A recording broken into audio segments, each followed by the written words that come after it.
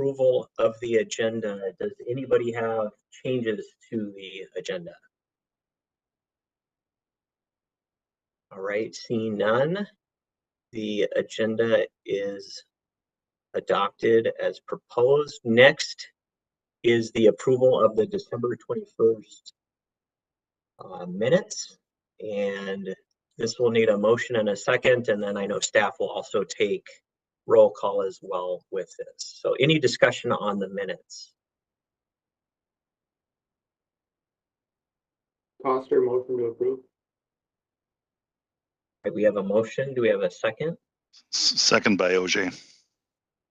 All right, thanks, Jerry. So we have a motion and a second. Any further discussion? Hearing none, if we could take a vote on this, I'll turn it over to staff. Anoka County, OJ. Aye. Carver County, Johansson? Or Mielke?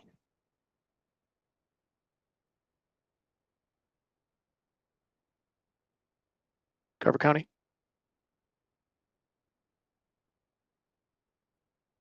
Dakota County, Fabish?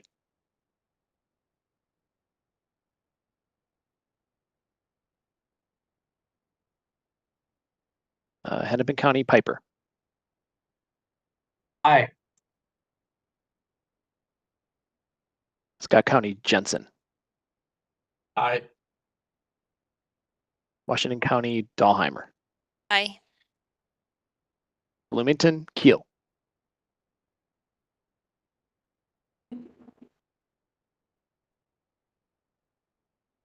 Eden Prairie, Ellis?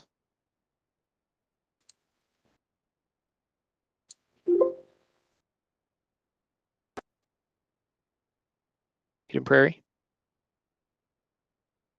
Fridley, Kozlucher?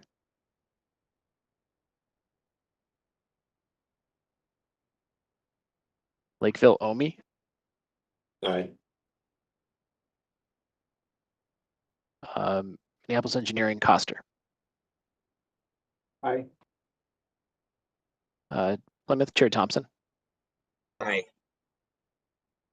St. Paul Engineering, Weber? Aye. Metro Transit, Genowiak? Aye.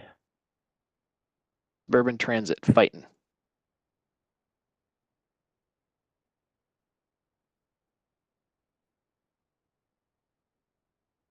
DNR, Spooner, Walsh?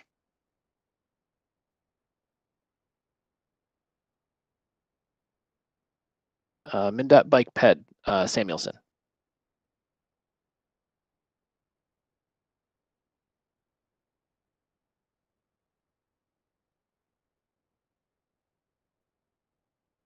MnDOT Metro District, Tag? Aye. MnDOT State Aid, Brown? Aye. MNPCA, Innocent, AO?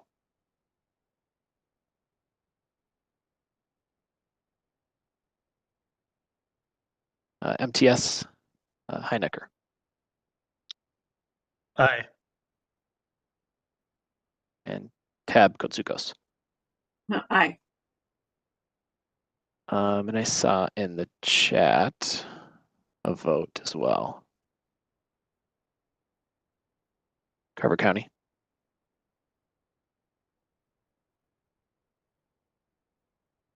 I guess I didn't see a vote. All abstained from the minutes. So. Okay, yeah, passes. All right, It passes. Thank you. Thank you, Robbie. All right, next item of business is public comments. Staff, did we get any inquiries for public comments? I did not see any. All right, thank you, Robbie. All right, seeing none there, we'll move on to the TAB report. So I'll turn it over to Elaine. Thank you, Chair.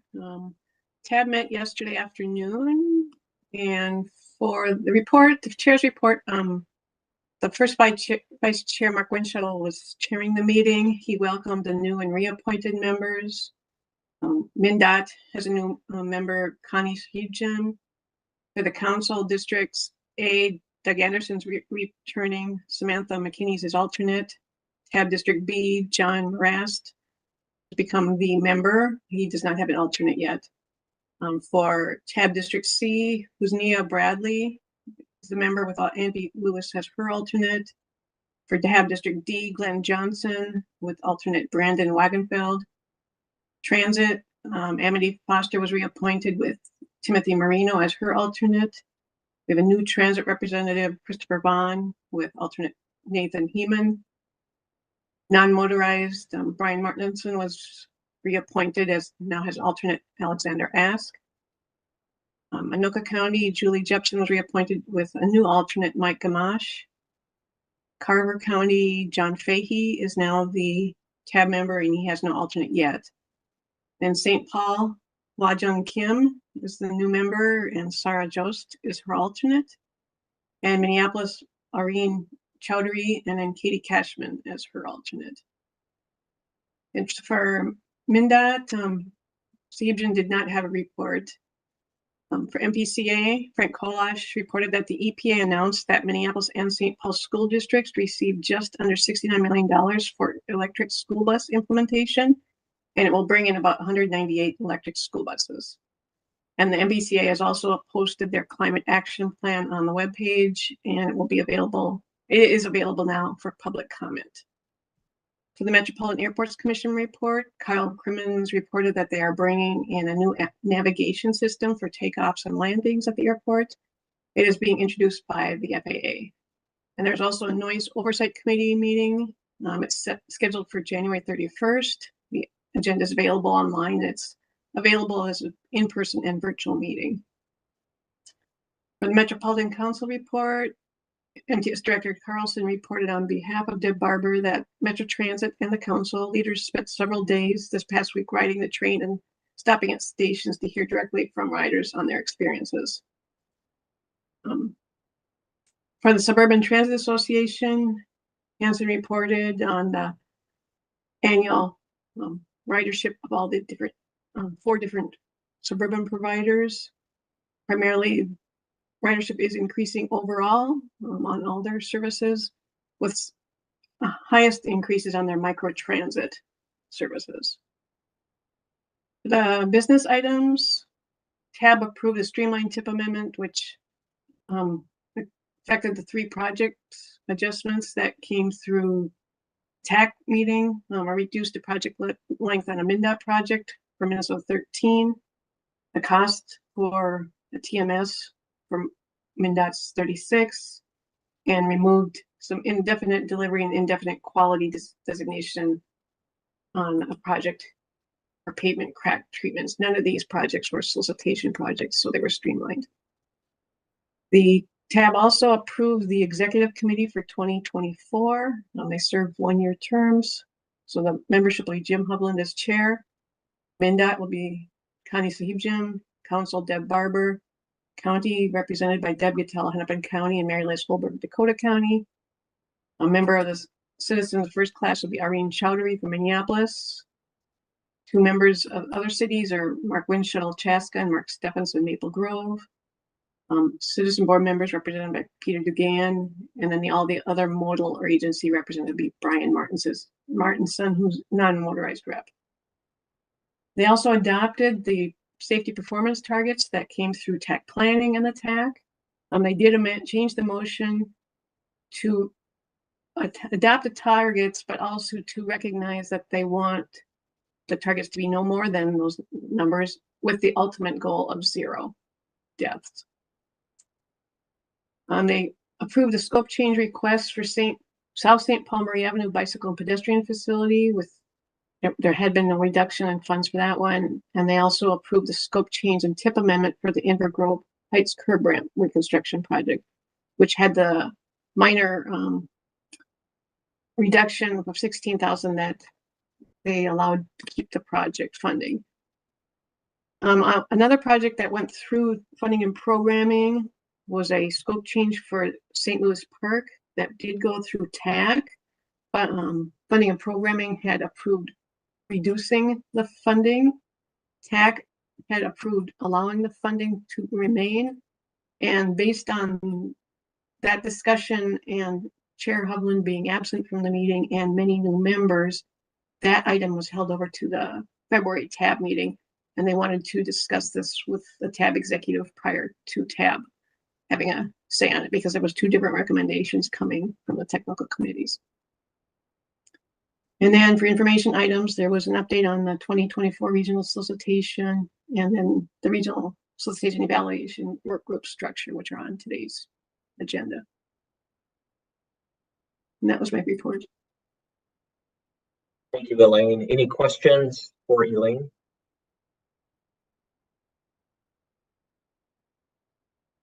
All right, seeing none, we will move on. Thanks again, Elaine. So today's business, first item, we have 4 items of business. First item is the Oakdale program year extension. And I think Joe will introduce this, and I think we have Jesse Farrell and Todd Blank attending on behalf of the applicant. So Joe, I'll turn it over to you. Thank you, Chair. So this is a program year extension request. We usually get a couple of these every year at this time, as the deadline is New Year's Eve for requesting them. So this is one that in 2020, Oakdale was awarded $400,000 to construct pedestrian facilities on the west side of Greenway Avenue for the 2024 program year. The addition of pedestrian access on Greenway Avenue would provide direct access to the Gold Line bus station at Greenway Avenue North and Hudson Boulevard North. And the city's requesting a program year change from 2024 to 2026 to better align with the Gold Line bus rapid transit construction. So it's one of those that we get with some frequency to delay a project in order to better fit and better be coordinated with a larger project. So given that history, the staff recommendation would be to recommend approval of that. We do have pros and cons for doing this, which is a bit outside of the standard policy where, the 1 year, 1 time extension policy.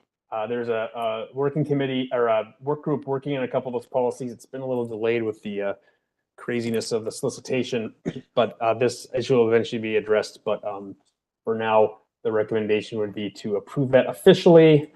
They would only be guaranteed to receive their funding reimbursement in 2028, though if other things happen, that very well may be moved up. And I apologize, this 2026 here is an error. That's what I believed it was at first. It turns out it's 2025. So 2025, it is a 1 year extension, as it turns out. All right. It really is within the policy, as it turns out. Okay, thank you, Joe. Jesse or Todd, do you have anything to add to that? Thank you, Joel. Thank you, Chair and members. No, I don't have anything to add to that, but we appreciate the consideration. All right, thank you. All right, I'll open it up for questions, comments, discussion. Motion. Mr. Chair, this is Paul William Lakeville. Seems pretty straightforward. I move approval. All right, thank you, Paul. Paul moves. Do we have a second? Chair, Dahl- this is, go ahead. Go ahead, Maddie. Dahlheimer, Washington County, second. All right, thank you, Maddie. So we have a motion and a second. Any further discussion? Great, seeing and hearing none. All those in favor vote by aye, those opposed nay. I'll turn it over to staff to do votes.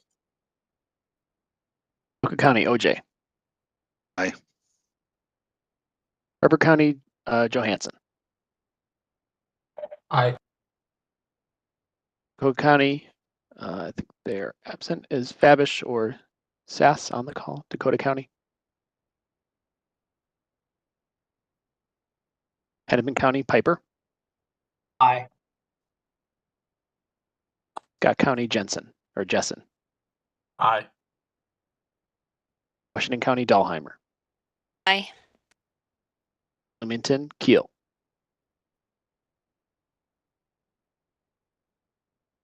Eden Prairie, Ellis.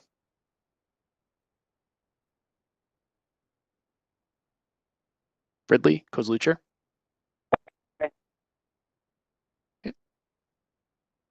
Lakeville, Omi. Aye. Apples Engineering, Coster. Aye. Plymouth, Chair Thompson. That was an aye. Maple Engineering, Weber. Aye. Metro Transit, Genoak. Aye. Urban Transit, Fighton. Or Shoal. DNR, Spooner Walsh. MnDOT Bike and Ped, Samuelson.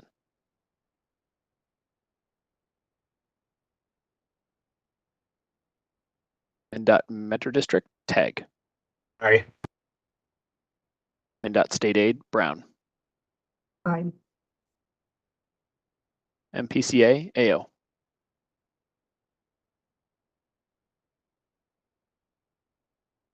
MTS, Heinecker. Aye. And Tab Coordinator Konsukos. Aye. Chair, the motion passes. Thank you, Robbie. So that item passes. Next item of business is the Anoka County Program Year Extension Request. And I will turn this over to Joe as well. Thanks, Chair. So this is our second program year request today, and this is a little more traditional than we've been seeing lately. This is a $2 million or so 2022 regional solicitation project to construct a bike and pedestrian trail along the roadway on 44th Avenue Bridge over the BNSF Railway, East River Road to Main Street as an Anoka County project. So during the design engineering process, the county received 3 separate reports from BNSF that concrete was falling off the bottom of the bridge into the rail yard. As a result of these reports, the inspection showed a downgrading in the rating for the local bridge, the bridge's local planning index from 80 to 52.3, representing a bridge decline condition. And then, so the bike trail project is going to be completed concurrently with the bridge project, which is going to occur in January of 2025. So that's fiscal year 2025. Therefore, the applicant is asking for a program year extension from 2024 to 2025. And you might remember the good old days of assessing whether or not the project is able to meet that program year by needing to score at least 7 on this progress schedule. Well, they did that. And for those reasons, the staff recommends approval of the request. As I said last time, 2028 would be the year that reimbursement is officially in line for, though circumstances could bring that up to an earlier year if under some scenarios. That I'd stand for questions or for remarks from the applicant. Right, thank you, Joe. Jerry, did you have anything to add, or are you good? Chair, appreciate the opportunity here to be heard with this item and consideration for extending the funding. Jerry OJ, Assistant County Engineer with Anoka County. I'm on the call, and we also have Mark Daubenberger with TKDA, who's our consultant helping us. So if there's any questions, we're here to answer any questions, but I think the staff did a great job of presenting. Thanks. Thank you, Jerry. All right, I'll open it up to the committee for discussion. Questions, comments?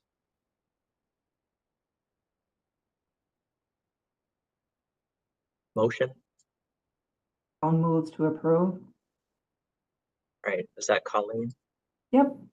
I think it's Colleen. We have motion. Second. Michael, I'll second. Jim from Fridley. Okay, thank you, Jim. So we have a motion and a second. Any further discussion? Seeing none, we'll vote by roll call. Staff? Anoka County, OJ. Aye. Carver County, Johansson. Aye. Dakota County. Still not here. Hennepin County, Piper. Aye. Scott County, Jessen. Aye. Washington County, Dahlheimer. Aye. Bloomington, Keel. Eden Prairie, Ellis. Ridley, Kozlucher. Aye. Lakeville, Omi. Aye. Minneapolis Engineering, Coaster. Aye. Plymouth, Chair Thompson. Aye. St. Paul Engineering, Weber. Aye. Metro Transit, Janowiak. Aye. NR, Spooner, Walsh. Oh, pardon me. Suburban Transit, Fighton.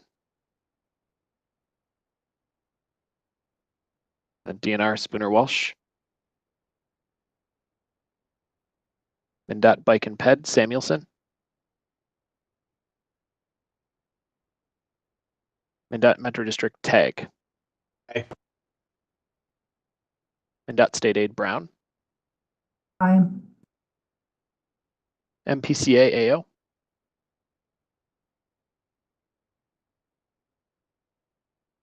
MTS, Hinneker. Aye. Tab Coordinator, Kotsukos. Aye. Chair, the motion passes. All right, thank you, Robbie. So that passes. The next item of business is the MnDOT HSIP scope change request. And Robbie, are you doing this one? Yes. Okay. Oh, it's my first time doing one of these, so thank you, Chair. So this is a scope change request for Trunk Highway 65, which in Minneapolis is 3rd Avenue. MnDOT Metro District was awarded $1,350,000 in HSIP program funds in the 2022 regional solicitation, the HSIP solicitation. And it was to award for funding bump outs, protected intersections, protected bikeways on 3rd Avenue between 1st Street and 2nd Street. They made a mistake in their application, and one block between 1st Street and Washington was not included in their original application materials. So they're looking to continue the same treatments on the street from 2nd Street. From 1st Street to Washington Avenue.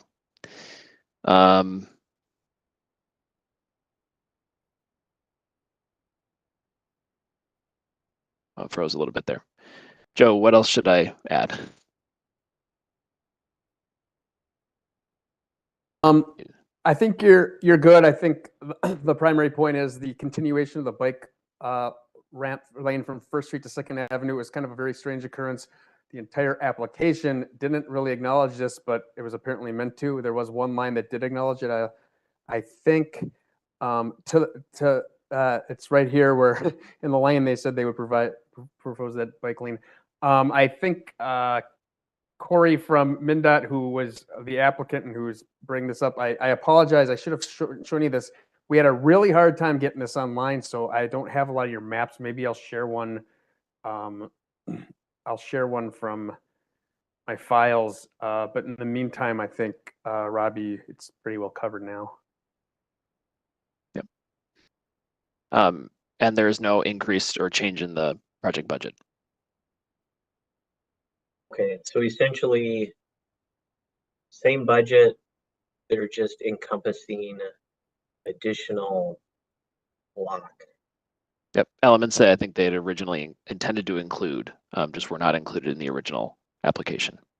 Okay, and MnDOT put this application together? Correct. And how, I don't know if Nathan or somebody, how was the oversight made, or what, is there any more detailed background on that from Minneapolis or MnDOT? Mr. Chair, I apologize. There's one more point I'm going to make. This wouldn't even have to be a scope change request if in this case where if the applicant was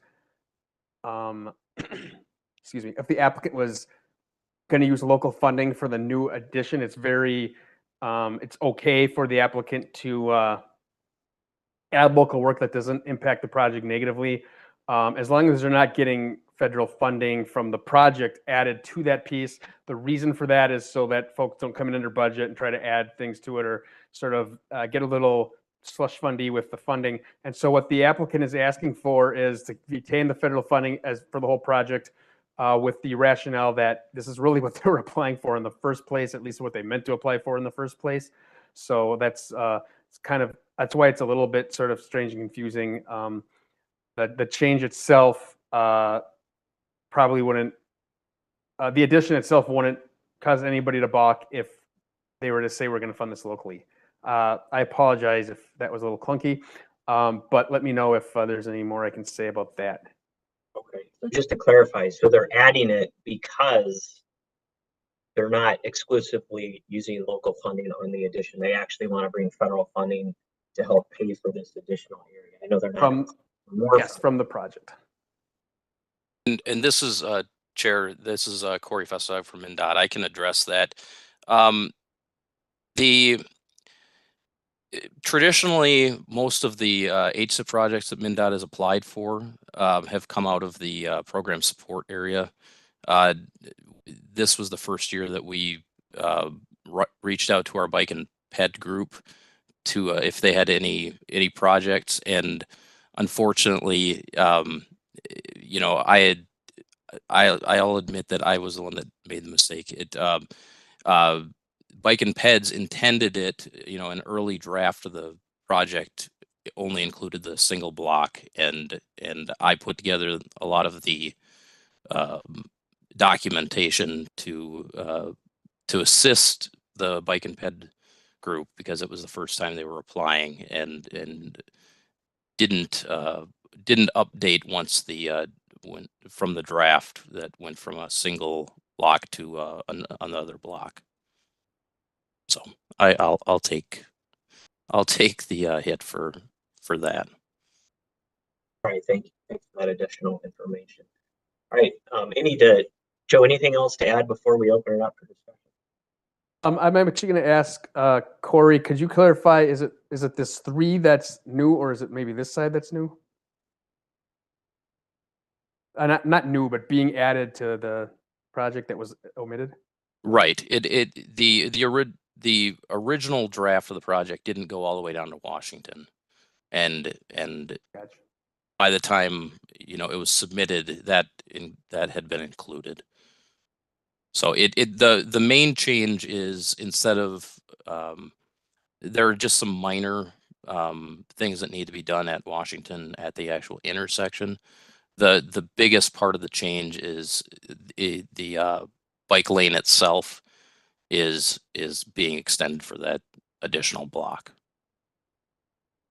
So it helps the bike, so it helps with connectivity to connect it to that busy road. Thank you. Joe, any other questions? No, Mr. Chair, thanks. All right, I'll open it up. Chair. The group. Yes. Chair, this is Jerry OJ. Jerry, go for it. From Anoka County. On the exhibit that's shown on the screen, is the segment that's being added, I don't see where Washington Avenue is on the screen. Can you help orient me on what segment we're looking at? Washington Avenue is on the right. Okay. So it's the block directly to the left. Okay, where your cursor is going. Got it. Thank you. Yes, that's correct. No further questions, Chair. All right, thanks, Jerry. Any others? Chair, this is Jason with Hennepin. Jason, go for it. Thank you, Chair. Just a question regarding arterial bus rapid transit. Is 3rd Avenue or Central Avenue the alignment for the forthcoming F line? And if so, can MnDOT confirm that this HSIP project is being coordinated with the upcoming F line project so that we're not disturbing each other's investments? Thanks, Jason. I'll maybe ask Minneapolis or MnDOT or whoever. Yes, there have been discussions regarding that. We wanted to resolve this this issue before before any further discussion of that. But it is being coordinated. Susie, Scotty, and the project manager are aware of that project. Thank you. Thank you, Chair. Chair Nathan from Minneapolis, and you follow me. I'll confirm that MnDOT did coordinate with us on this application early and express the intent to have it be the 2 blocks with the Trunk Highway 65 Central Bridge going over the river, coordinating with that, as well as Minneapolis had a project basically on the street that's the number 1, which is 2nd Street. So we've been coordinating across like the 3 projects, is including the aforementioned F line. So that's been the work to date. Looks like it was just a little oversight in the technicalities of the application, but I understand the consequences of requiring an action here today. But I can confirm that MnDOT's been doing a good job talking with us throughout on this effort. Okay. Do you want to make a motion? I'd love to motion to approve. Okay. Do we have a second? Dahlheimer will second. All right. We have a motion and a second. Any further discussion? All right. Seeing none, we'll vote by roll call. Staff? Thank you, Chair. Anoka County, OJ. Aye. Carver County, Johansson. Aye. Dakota County on the call, Fabish or Sass.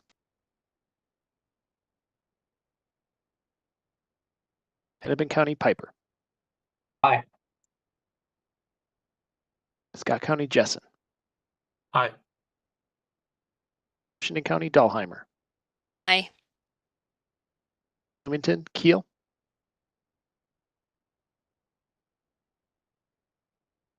Eden Prairie, Ellis.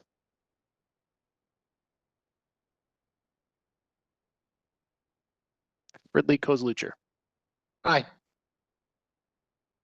Lakeville, Omi. Aye. Minneapolis, Coster. Aye. Plymouth, Chair Thompson. Aye. St. Paul Engineering, Weber. Aye. Metro Transit, Janowiak. Aye. Urban Transit, Fighton.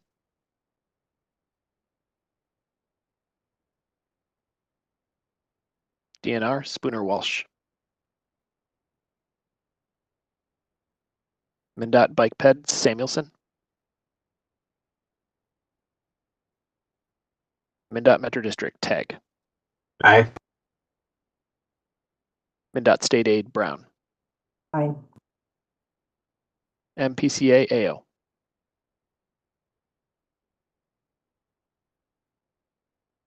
MTS, Hinneker. Aye. Tab Coordinator, Kutsukos. Chair, the motion passes. All right. Thank you, Robbie. All right. 3 down, 1 to go. Next item is regional solicitation qualifying review. This looks to be quite exciting. So Joe, I will turn it over to you. Thank you, Mr. Chair. So yeah, after the due date in December of our regional solicitation applications, we had 127 applications. And we had a review of, just for fun, I'll pop this up. This is how they broke out by category. And we had a review of those for qualifying purposes, where we made sure a number of qualifying criteria were met. And we have 4 here that are up for question, which is probably a little less than normal. And so with that, we show this recommended motion in 4 parts, but really the recommendation, in my opinion, it would be to have 4 separate motions, since each of these is its own sort of question and entity and probably has its own needs, and some of these motions might be tweaked. I know at this in the remote setting, we tried to limit the number of roll calls, but that would be my recommendation. If folks want to go through them and find a way to truncate that, by all means, but we didn't really think that way. So What I would plan to do at this point is to go one by one into these, and then I think applicants are here in some cases, and discuss, hear from them, and then discuss whether or not a disqualification or some other activity or some other action might be in place or might be appropriate, and have a motion. So with that, we'll start with this first one. It's the St. Louis Park West End Trail Connection Project. And the qualifying issue here is that the proposed trail runs along city-owned roadways in two cities. It interacts with, oh wait, I apologize. I'm mixing up my projects. Don't go off script. So in this case, while the proposed trail runs along city-owned roadways, it interacts with infrastructure from the mainline highway bridge. And due to this, a letter of support is needed from MnDOT. And there's no letter of support that was initially provided. Elaine, did we get one in the interim? I might have missed if we did. And if we did, let me know.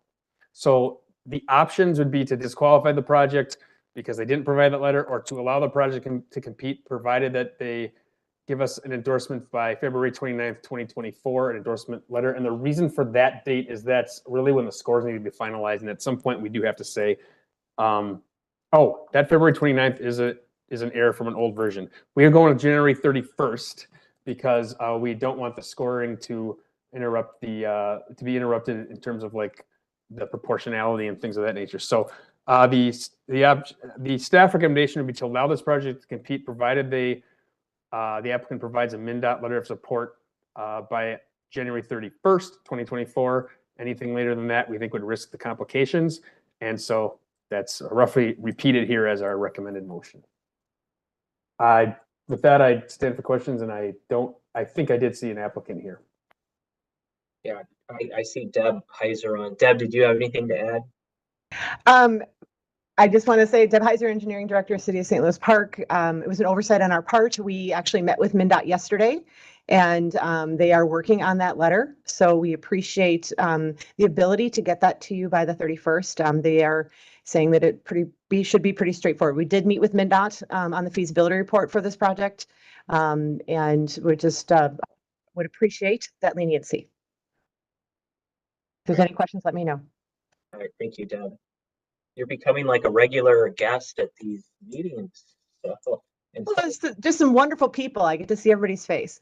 Yeah, sorry to hear your item got moved to February tab. That's no fun. All right, any questions, discussion, motion? Chair, this is Dahlheimer, Washington County. I would move to approve this as listed here on the screen.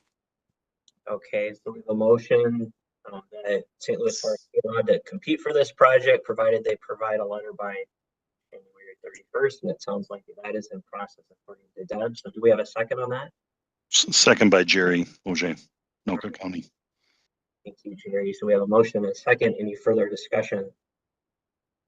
Seeing none, we'll do a roll call. Staff? Thank you, Chair. Anoka County, OJ. Aye. Carver, Johansson. Aye. Dakota County. Don't think the membership has changed here on the call. Hennepin County, Piper. Aye. Scott County, Jessen. Aye. Washington County, Dahlheimer. Aye. Bloomington, Keel. Eden Prairie, Ellis. Ridley, Kozlucher. Aye. Lakeville, Omi. Aye. Minneapolis Engineering, Foster. Aye. Plymouth, Chair Thompson. Aye. Civil Engineering, Weber. Aye. Or what was your vote? Aye. Thank you. Metro Transit, Janowiak. Aye. Suburban Transit, Fighton. DNR, Spooner, Walsh. MnDOT Bike Ped, Samuelson.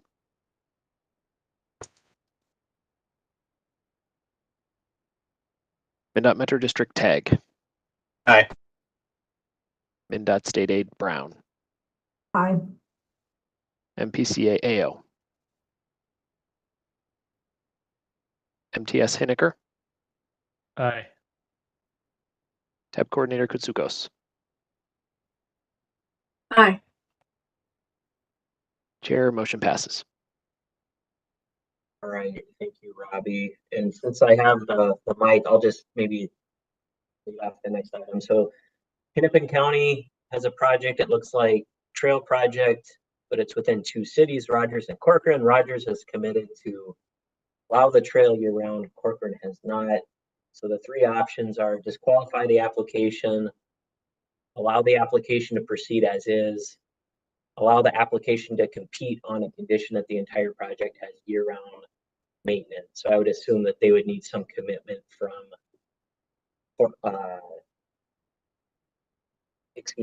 from Corcoran by January 31st in order to proceed. So Joe, does that kind of cover that item?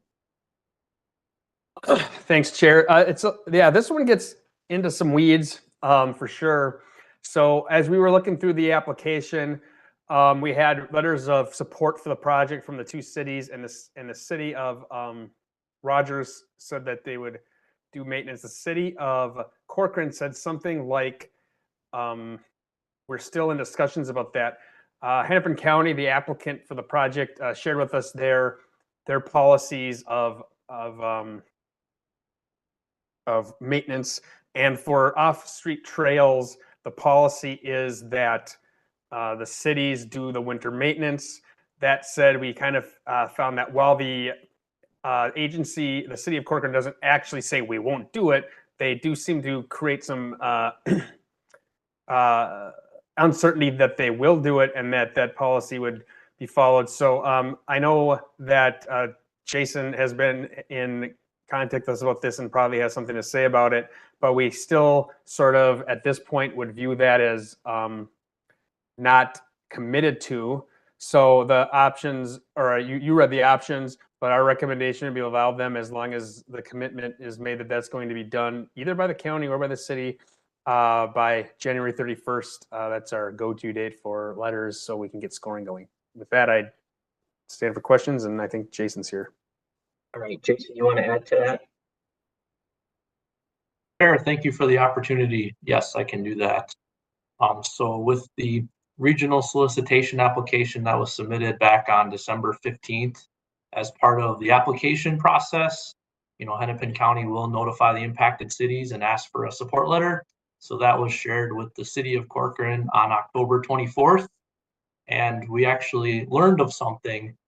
Fletcher Lane, County Road 116 runs north and south, and concurrent to the county's support letter request, the city was also in conversations with Three Rivers Park District, our regional trail entity throughout most of Hennepin County, and they are exploring the Diamond Lake Regional Trail, which also runs north and south, located just west of the Fletcher Lane corridor. So we kind of put the city in a bit of a pretzel as their city council was considering how the city's role would be in the Three Rivers Regional Trail that runs north and south. And then the county just contacted them regarding interest in a multi-use trail along Fletcher Lane. So noticing some potential redundancies, or at least trails within close proximities that both may have cost participation responsibilities on the city, as well as the snow and ice control responsibility for the county roadway, for the trail along the county road. So with that being said, the city had a lot of information to kind of parse through in the fall as we approached the deadline of December 15th. And the end result was their support letter, showing some hesitancy on the snow and ice control responsibility.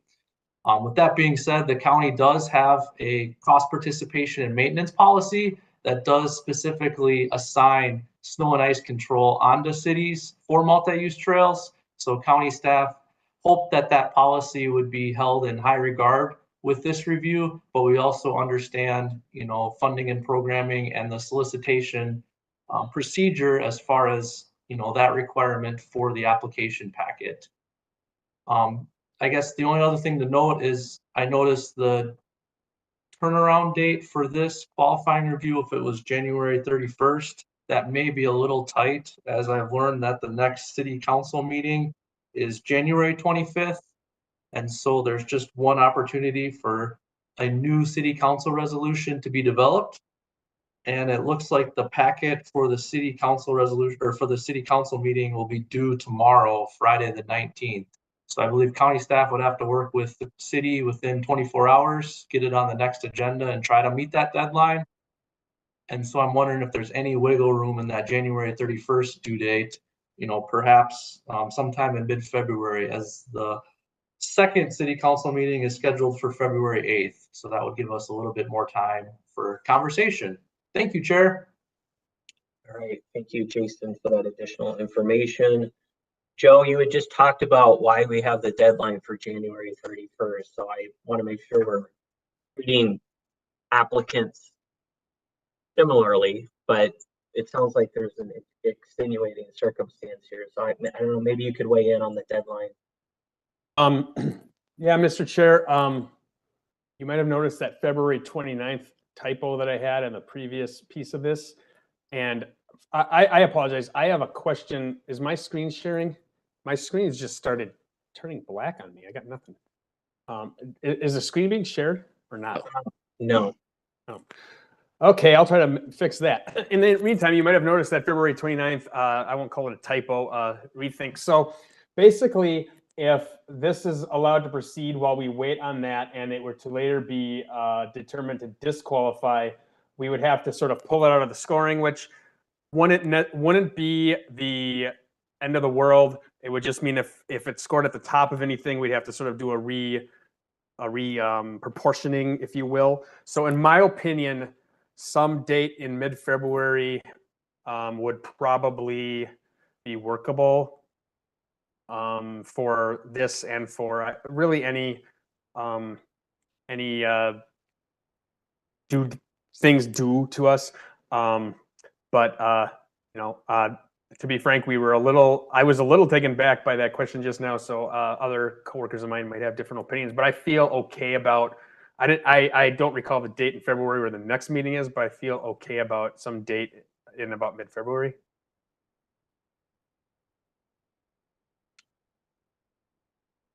Okay.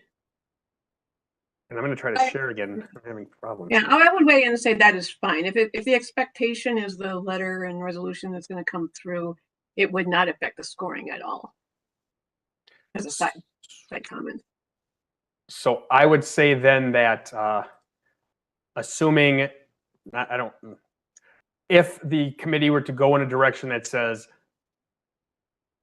don't allow it as is, but do allow it if there's a commitment, that would be okay. Jason, can you remind me of what date you said the next meeting is? It'll be February 8th. Okay. So, I mean, to be just safe and not to nitpick the hours of that meeting, something like February 15th would be okay, I think. Mr. Chair. Jim with Fridley, I would make a motion to approve the staff recommendation with the modification of the date to February 12th. The 15th or the 12th? I'd say the 12th. That's a Monday after the week after the council meeting. Okay. Jason, would that work?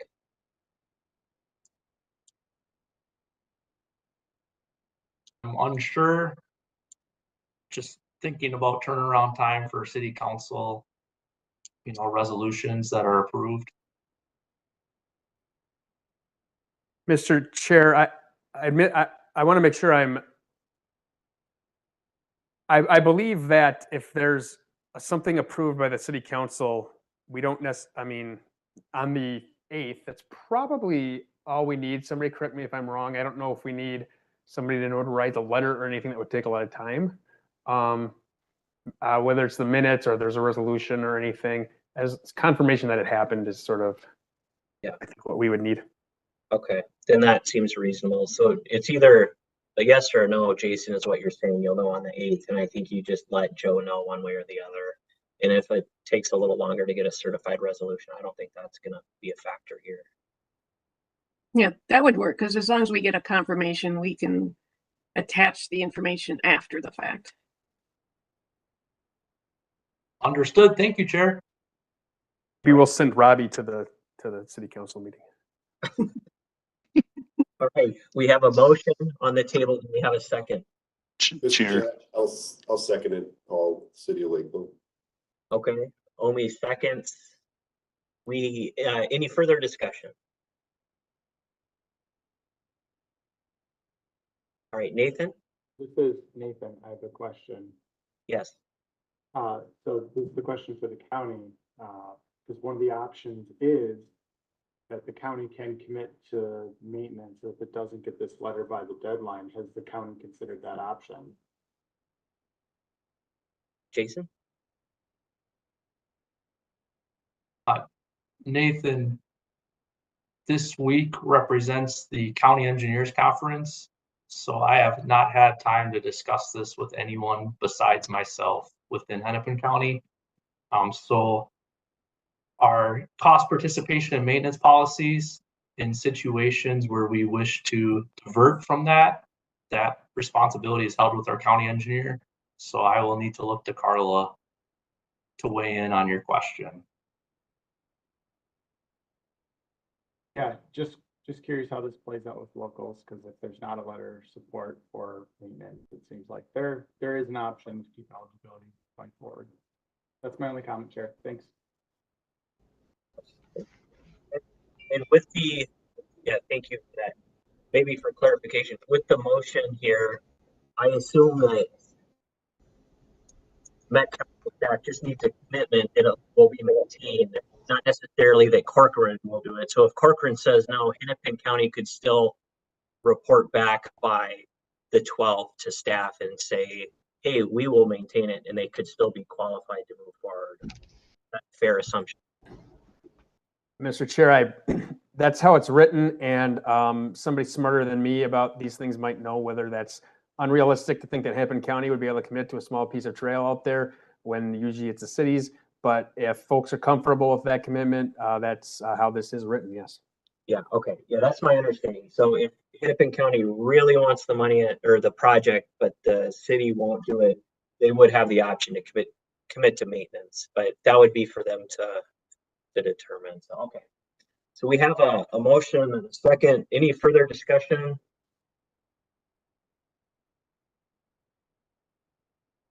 All right, seeing none, we will vote by roll call. And over to Robbie. Thank you, Chair. Anoka County, OJ. Aye. Carver County, Johansson. Aye. Dakota County. Hennepin County, Piper. Aye. Scott County, Jessen. Aye. Washington County, Dahlheimer. Aye. Bloomington, Keel. Eden Prairie, Ellis. Ridley, Kozlucher. Aye. Lakeville, Omi. Aye. Apples Engineering, Coster. Okay. Smith, Chair Thompson. Aye. Apple Engineering, Weber. Aye. To Transit, Genowiak. Aye. Urban Transit, Fighton. DNR, Spooner Walsh. MnDOT Bike Ped, Samuelson. MnDOT Metro District, Tag. Aye. MnDOT State Aid, Brown. Aye. MPCA, AO. Aye. MTS, Hinneker. Aye. Lab Coordinator, Kotsukos. Aye. Your motion passes. All right, thank you, Robbie. All right, next item is Woodbury. Joe?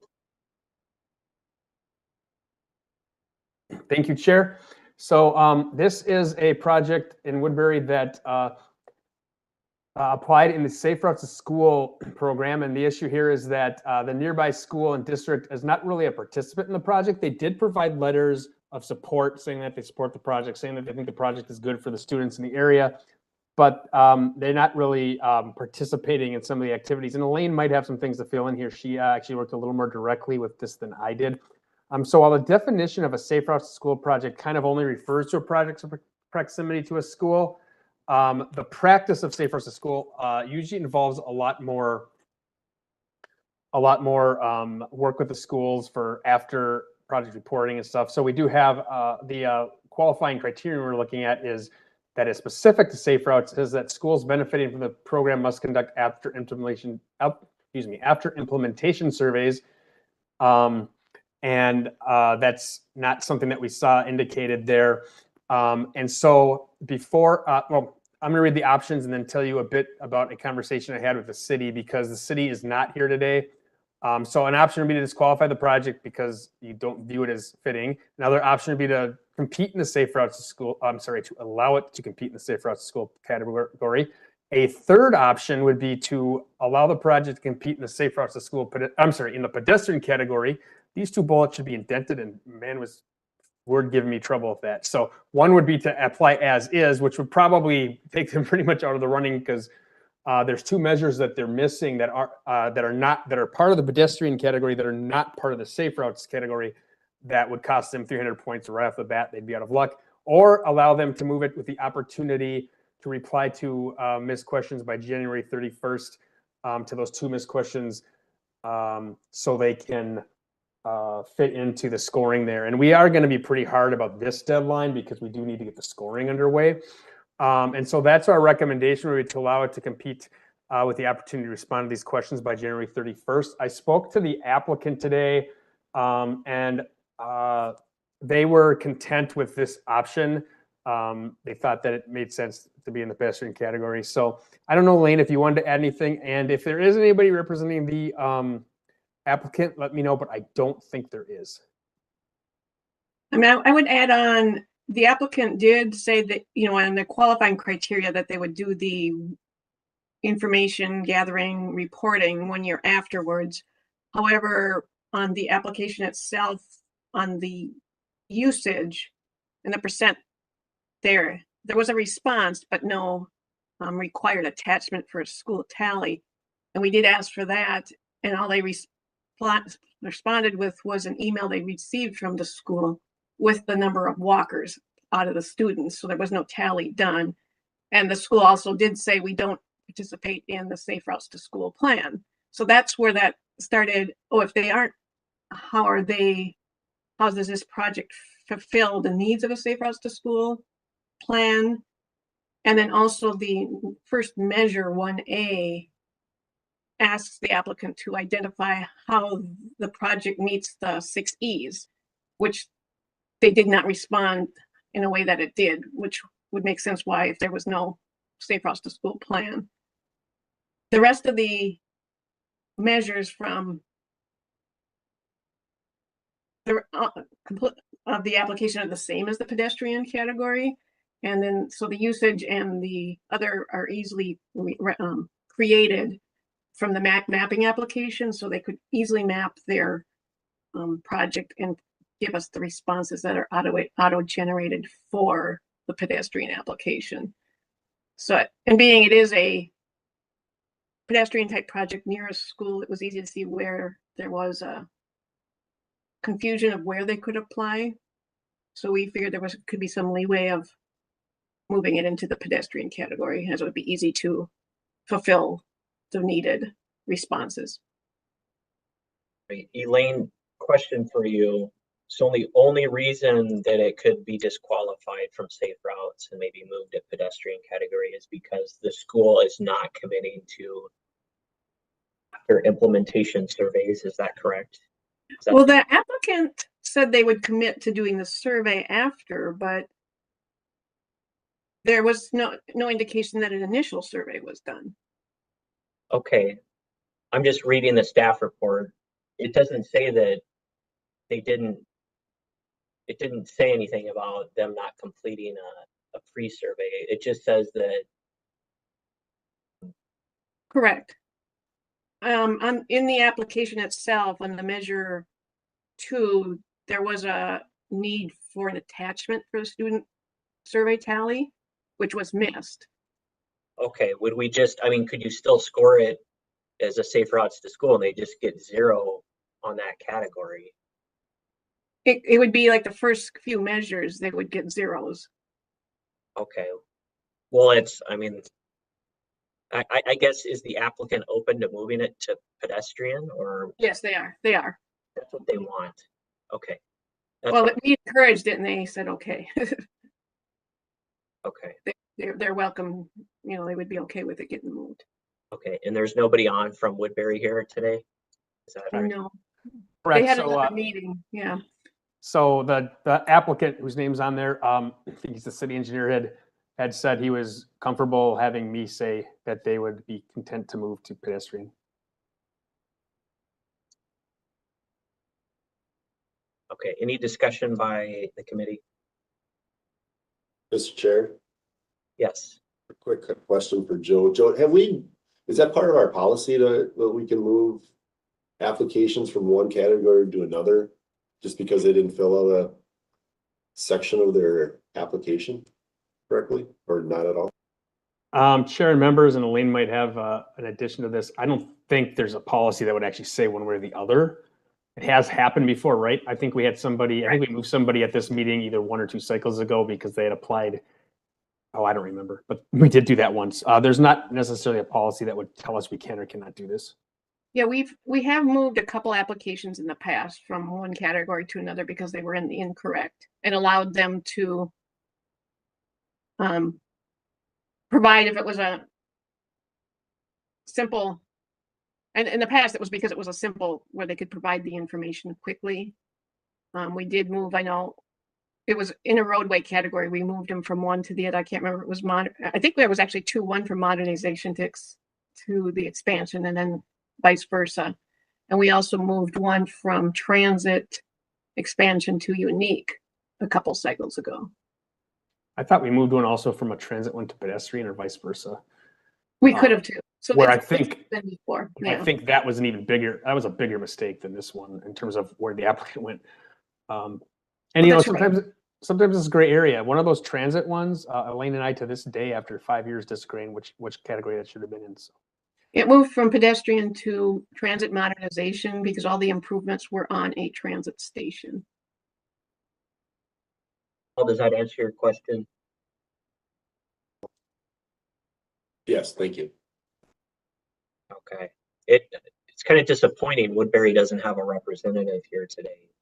And Yeah, Mr. Chair, we're going to take some of the blame for that because this all happened really fast and they got the invite today. So that was kind of difficult for them to sort of follow. They're not a regular participant in this process like some of the other applicants here. It was kind of difficult for them to follow where we were at with the timing of the meetings and all that. Okay. So we'll trust staff that, you know, Woodbury has told you what they want to do. So I think it's just a matter now of the committee to make a motion to that effect.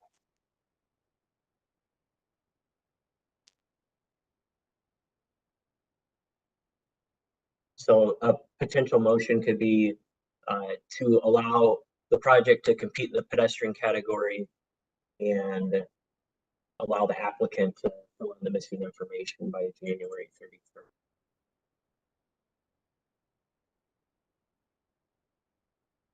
Mr. Chair, this is Paul again, Lakeville. I make a motion for that, what you said, the recommendation, move it to pedestrian category and get the needed information in by the end of January. All right, thank you, Paul. Do we have a second? Elaine Kutsuko seconds. All right, thank you, Elaine. We have a motion and a second. Any further discussion? Hi, Chair. Nathan, Minneapolis. I do support the motion. I wanted to wait to see what the other conversation was, but I first want to say I think there's definitely some grace on this cycle because of how quick it came around. But in the spirit of like what we've done in past cycles, I think minor modifications to not disqualify someone for like a letter that was missed. I think that's historically been okay, but like full scale, like adding new content to answers and questions, I think that is something that we haven't done, which is why I can support the motion of like just moving this to a category that it better fits in. So good conversation. And I know this last cycle has been tough on a lot of applicants with all the funding moving around. So what I wanted to share with the group. Thank you. All right, thank you for that input, Nathan. Any other comments before we go to roll call vote? All right, seeing none, I'll turn it over to Robbie. Thank you, Chair. Anoka County, OJ. Aye. Carver County, Johansson. Aye. Dakota County.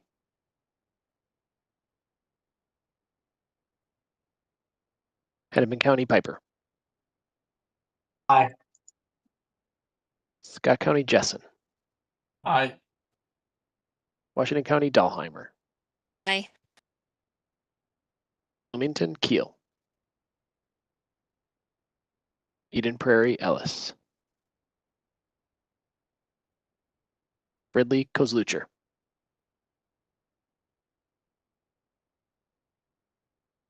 I think he said he signed off. Lakeville, Omi. Aye.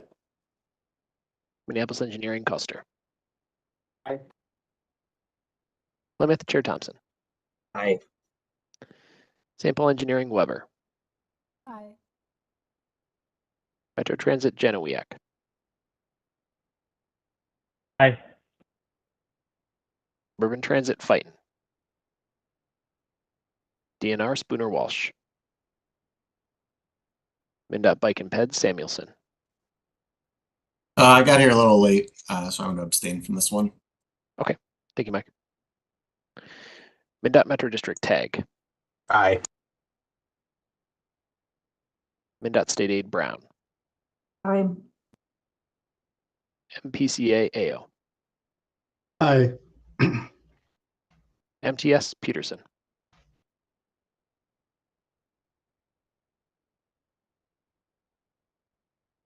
Yeah, Cole's gone now? Yes. Yep, okay, yeah. All right. Tab, Kutsukos. Aye. Chair motion passes. All right, thank you, Robbie.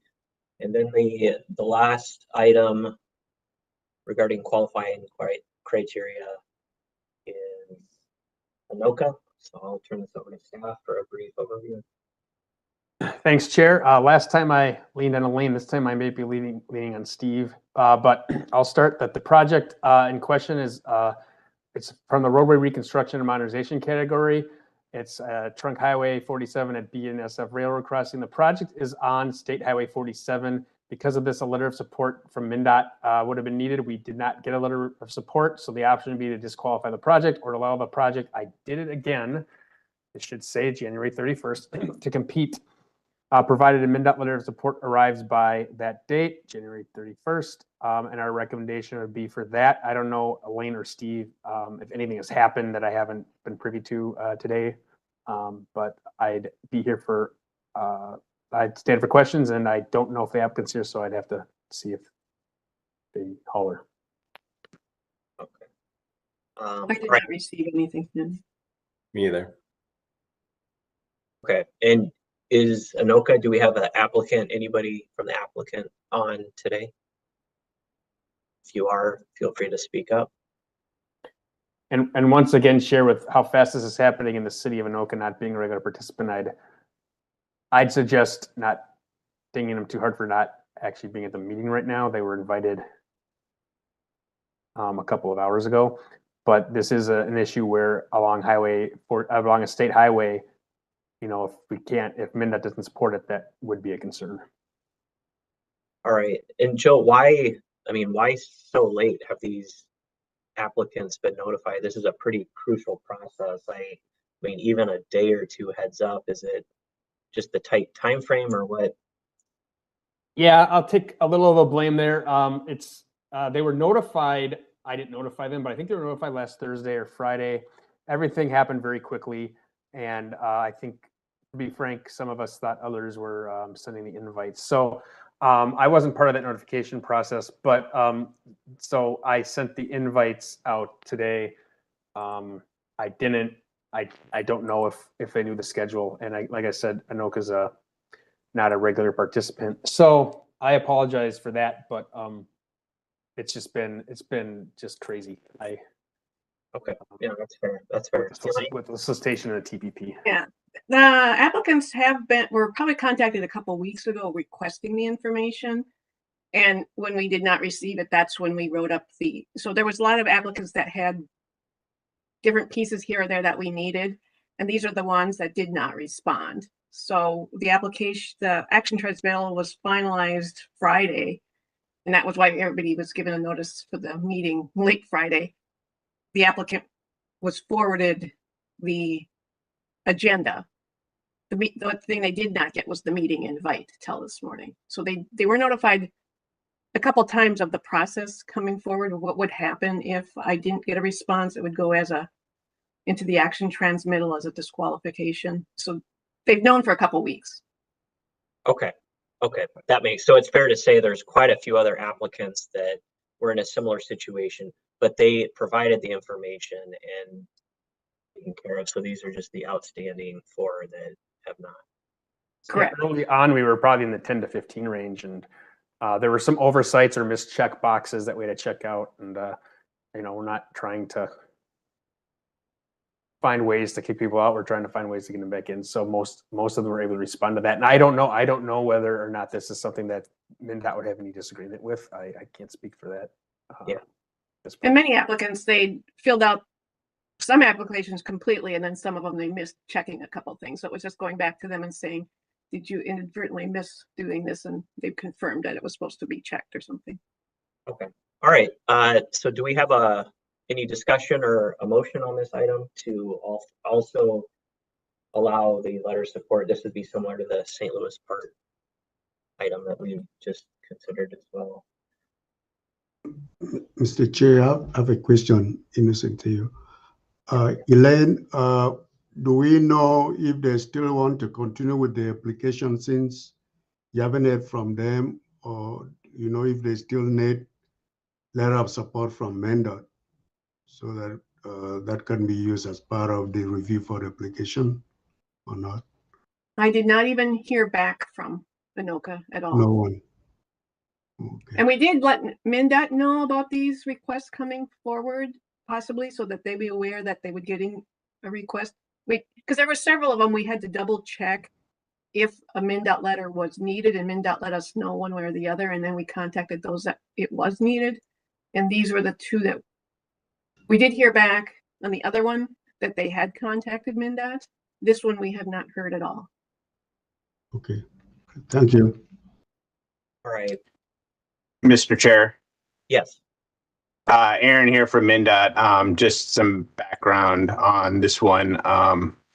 MnDOT's the lead on this project, and we went through a NEPA process and picked a preferred alternative. And the alternative submitted for this it wasn't the preferred alternative.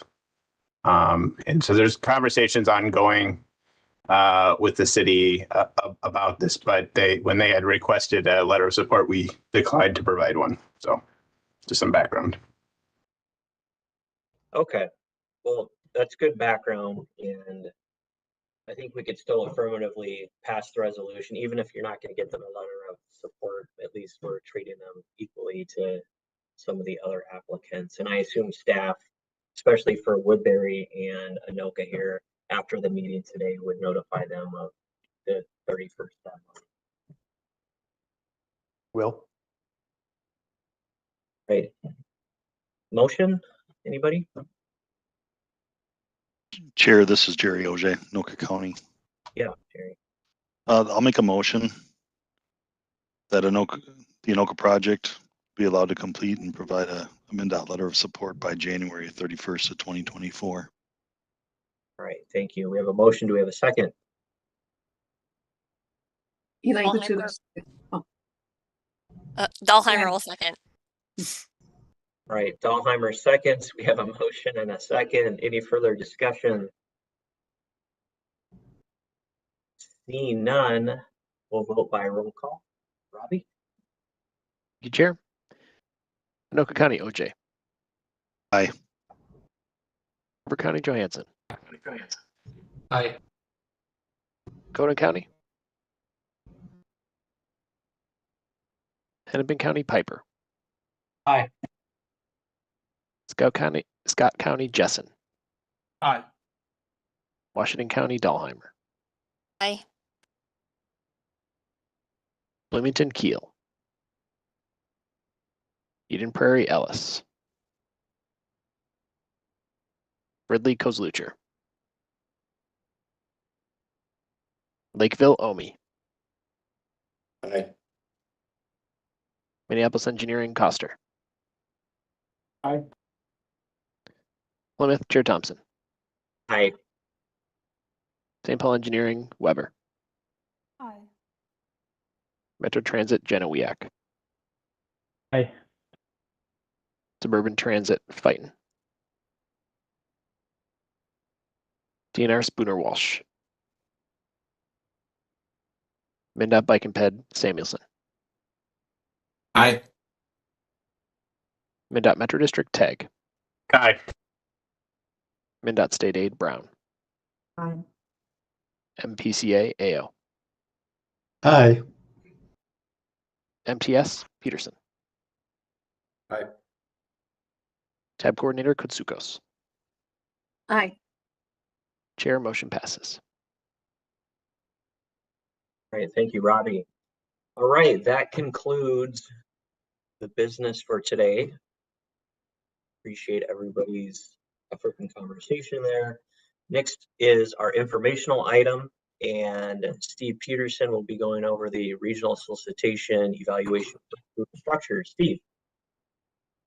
Okay, thank you, Mr. Chair. So we have on the information item, there's 3 attachments or 3 hot links, I'll call them, for different items. So we're going to start with the near term, the 2024, and then Molly Stewart from SRF will join me for the solicitation evaluation update, which is more of the longer term effort.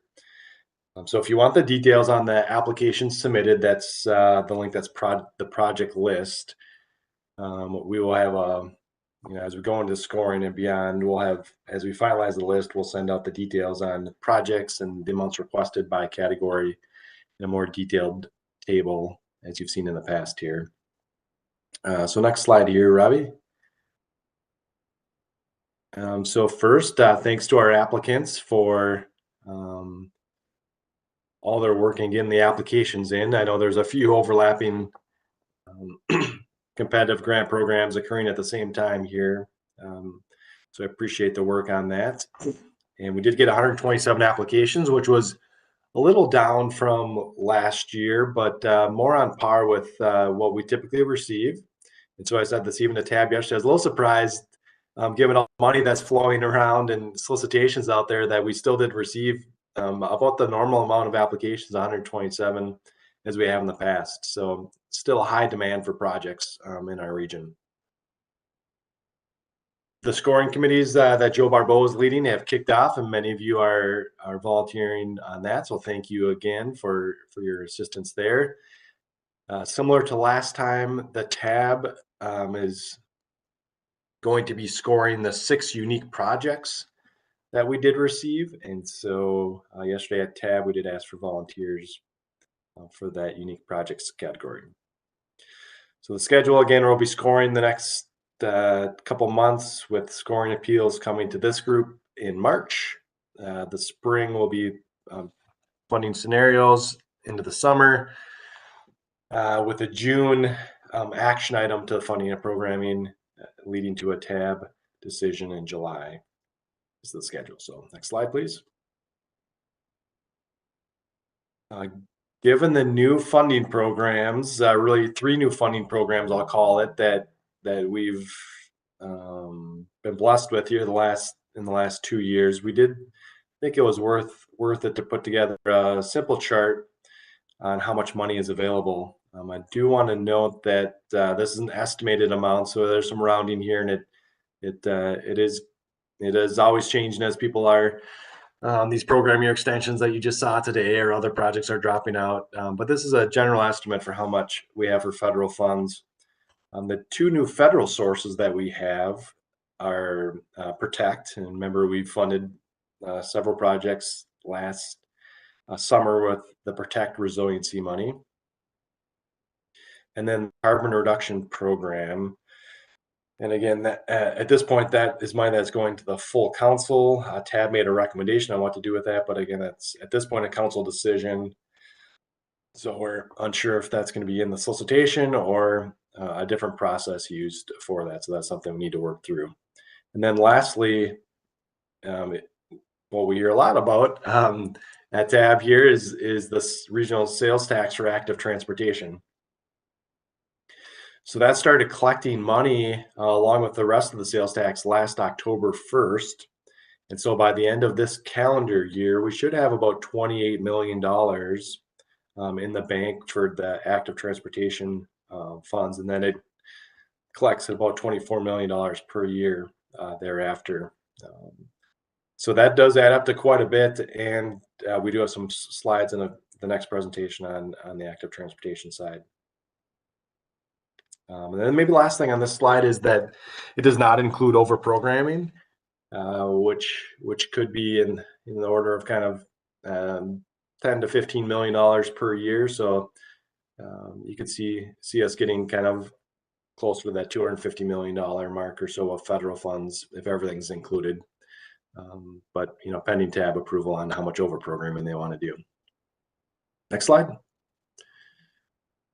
Okay, I guess that's it for that. So maybe we'll pause, Mr. Chair, and see if people have questions on this solicitation cycle, and then we'll next we'll move on to the evaluation.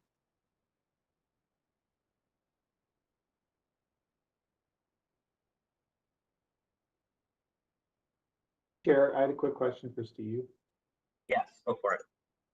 So Steve, I thought prior to the new formula fundings, we were in round terms at about 200 million in federal funding, and this table shows about 210. Am I misremembering that, or is there just some changes with like the negative showing up within the table with over programming?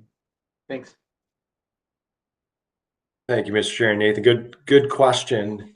I think that we total it's about 125 million. What you're seeing here is kind of the results, a little bit of the program year extensions. So we've got a debit of roughly $32 million in this cycle based on the program year extension. So remember that was 252 and the blue line extension related in Brooklyn Park projects. So combination of those two, is about a debit of about 32 million on this cycle. So I think that's maybe what you're seeing there. Thanks.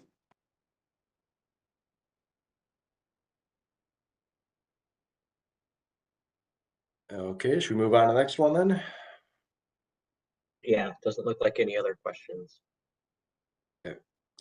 And again, Molly Stewart here from SRF. You'll get to see her a lot over the next 2 years as the project manager of the Regional Solicitation Evaluation. So again, the results of this consultant study won't go into play until the 2026 cycle. So again, we got these two parallel efforts and we'll try and keep them straight in your minds as best we can. So next slide there, Robbie.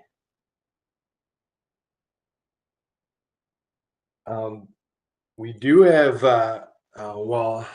we will have information items and action items that come through the normal process. And so for those that were around 10 years ago, we had a series of action items from kind of modal funding ranges to application types to scoring measures to points to maximum awards. There's probably nearly a dozen action items that went up through the committee to help frame this new solicitation that started in 2014. So that will still be in place. So you'll still have info items and action items here. But we also do see the need, like we did 10 years ago, to have a separate committees process to really dig into some of the issues. And we talked to Tab yesterday about a policymaker working group. Similar to 10 years ago, it'd be made up of Tab and council members. In a similar front, we do think that technical steering committee is warranted. And that would be a combination of from this group, tech planning, and probably some other modal or other topical experts that from even outside of our committees that we'll need to bring in. So if you're interested in the technical steering committee, you can email, I guess Robbie here is the staff person to the committee as a first contact, and we'll probably look at all the volunteers and then get some input from TAC executive, and they can kind of make a decision on the membership there. But do want a good cross-cutting group of technical experts, different modes, geographies, cities, counties, other reps. So if you are interested, again, this is the technical steering committee. This would be separate, probably 2-hour meetings. What do we have at Molly? Every couple months or so? The technical Every other month. Every other month, yep. Over the course of roughly almost 2 years.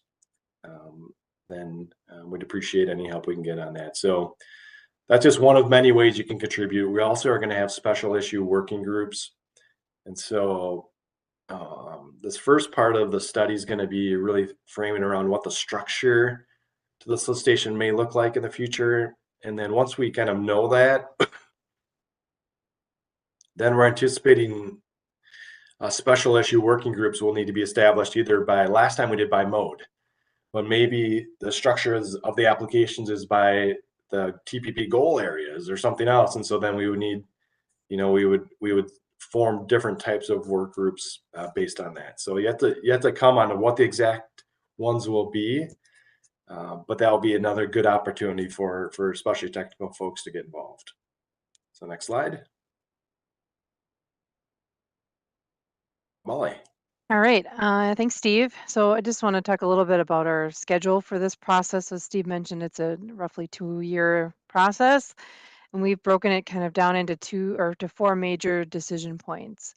And I'll preface that this is kind of when we're looking at the current regional solicitation program, there is this active transportation funding that's out there as well. So this timeline and these decision points that I've laid out here on the slide are assuming that we're going towards that 2026 solicitation and how do we get there.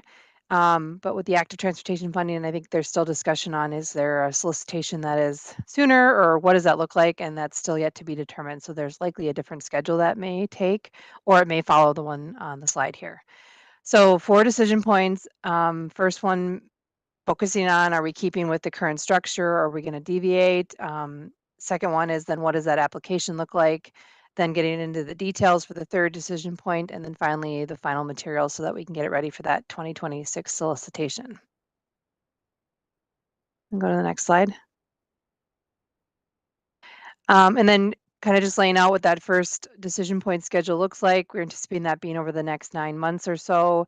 And as Steve mentioned, we're in the process right now of formulating these working groups from a policymaker side for both active transportation and then the regional solicitation, and then the technical steering committee, and then these special issue working groups that we anticipate will be formed and then meet later this summer. And then we also are going to incorporate some general public engagement in this process. And then there's a number of technical tasks that coincide with getting there, including a review of how the investment has been done over the last 10 years with the regional solicitation program. And then we're also going to complete a before and after study as well, focusing on the safety criteria and the bike ped criteria. So that timeline is going to shift a little bit, given that we can't quite collect data for pedestrian and bike usage on trails until we get some snow off the ground. That's about all I have on the schedule. Turn it back over to you then, Steve. Okay, thanks. Next slide. Mr. Chair, I did see one question in the chat. Maybe I'll just verbalize that if you don't mind. Yeah, go for it. Jason Piper, Hennepin County. Are you looking for volunteers for both the technical steering committee and the special issue working groups, or just the technical steering committee? And I would say just the technical steering committee at this point, because we don't know what the special issue working groups will be, and the policymakers will help us form those once a few months down the road here. So that would be the ask for that. And this was more for Tab, but a few relevant points on here beyond number 3. special issue work groups is number 4, the listening session. So the next few months, as Molly said, we will be similar to the TPP, trying to go out mostly in person and meet with various stakeholders, counties, cities, other groups to like just listen to what they're, excuse me, think about the solicitation and what it should be moving forward. So that will be over the next probably 2 or 3 months. That will be you can be looking for invites on that. Next slide. And then lastly is the active transportation working group. So one of the things that TAB has asked us to move to the forefront of our project is thinking on active transportation. And particularly the TAB Executive Committee wanted us to dig into the legislation from a policy perspective to answer the question, do any changes need to be made this state legislative session to the language as it's written? So there's a few questions in there, and we grappled with this a little bit last summer. One of them is, there's 7 prioritizing criteria that are listed in the legislation. Can you have more than that, or is it only that 7? To what extent? And one of the other key sentences in there is it must follow the regional solicitation process and rules to the maximum extent practicable, or something similar. So there was, I know we had discussions on, what does that mean? Like, does it have to follow the solicitation schedule, other rules, timing, or does that leave it out when you just say to the maximum extent practicable? Because there's good reasons for deviating this or that way. So those and others are things that some of the TAB members want to dig into. And so here's as of yesterday, what we had for representation, that people that want to be on the active transportation work group. We do need a few more cities from the policymaker perspective. So hope to get those, add to this list here too. But then we did hear from the technical reps. It's also important to bring in the technical perspective. We had some really good meetings as we kind of learned about this new funding source after the last session. So on this policy work group would be a combination of the TAC chair and co-chair, F&P chair. We haven't talked to Michael about this yet, but proposed the F&P chair. And then we have co-chairs for the bike ped technical working group. That's Jordan Kosak and Craig Jensen, the 2 co-chairs there. So, excuse me, those would be some of the technical representation that we'd want to have on that policy working committee, as they kind of lay the groundwork and for the policymakers want to go with the active transportation, both kind of in the short and the midterm. Then our thought is we'd further deploy other technical experts, specifically that bike ped technical working group, plus other people as needed, to dig into what the measures specifically should be in other language things, and how do we best measure those 7 criteria that are laid out in the legislation. So that's the general plan. The first meeting of this group will be the first 2 weeks of February, meeting roughly every other month throughout this process. So I think that's the last slide here, Robbie, right? If that's the last slide. So Mr. Chair, I'll turn it back to you and see if people have questions on the general kind of how we frame the committees and decision-making process here. Thanks. All right, thanks, Steve. Questions or comments of Steve or Molly?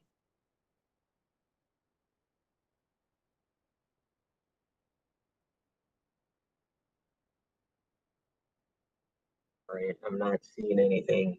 So that must be, we're headed in the right direction. I think, yeah, Mr. Chair, I think people are busy. We did push off that first technical steering committee to April on purpose because we had all these scoring committees going on. So there's only so much time that you and others can commit and kind of MPO activities.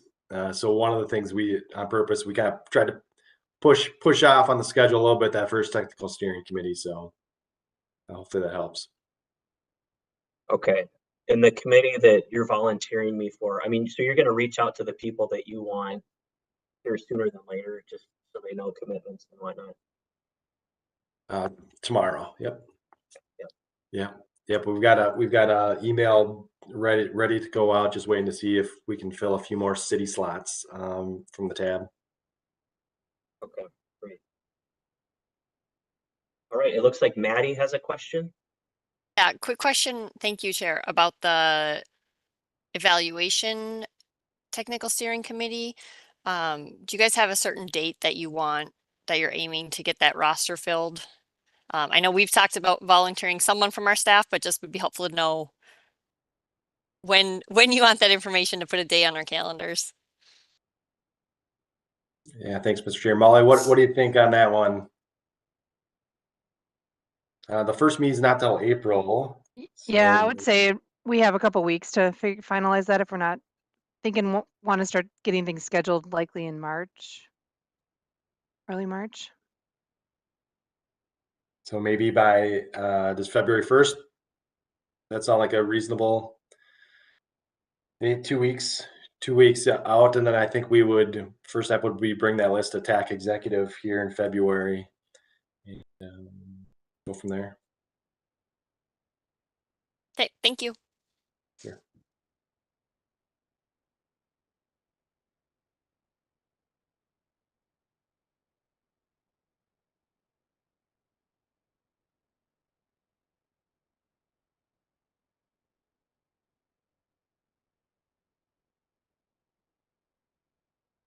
Steve, any other items you wanted to cover? Not today. Nope. Okay. Great. So I think that concludes the information item. And next item is other business. Do any committee members have other business that they'd like to bring up today? This is Innocent Theo with the MPCA. Yeah. I did send some information regarding a couple of grants that MPCA does have, and I believe Joe had emailed to all the committees. So if you're interested, just look at the website there, then follow the instruction and apply for there. They're really great grants for you to use for issues regarding climate change and all related issues regarding that. Yeah, thank you, Innocent. Yeah, I think I saw that email come out to TAB and TAC members, and I think there was that mass email that was sent out, I think, earlier this week. But yeah, that looks like a great opportunity for a project. Okay. So thank you for sharing. Right. Thank you. Anybody else? All right, seeing none, we will move on to the best part of the meeting, adjournment. So we will adjourn this meeting at 2:39 here today, and appreciate all the hard work by the staff and all the input by the committee members. Thank you very much and have a nice rest of the day. Thank you. Thanks, Chair. Thank you.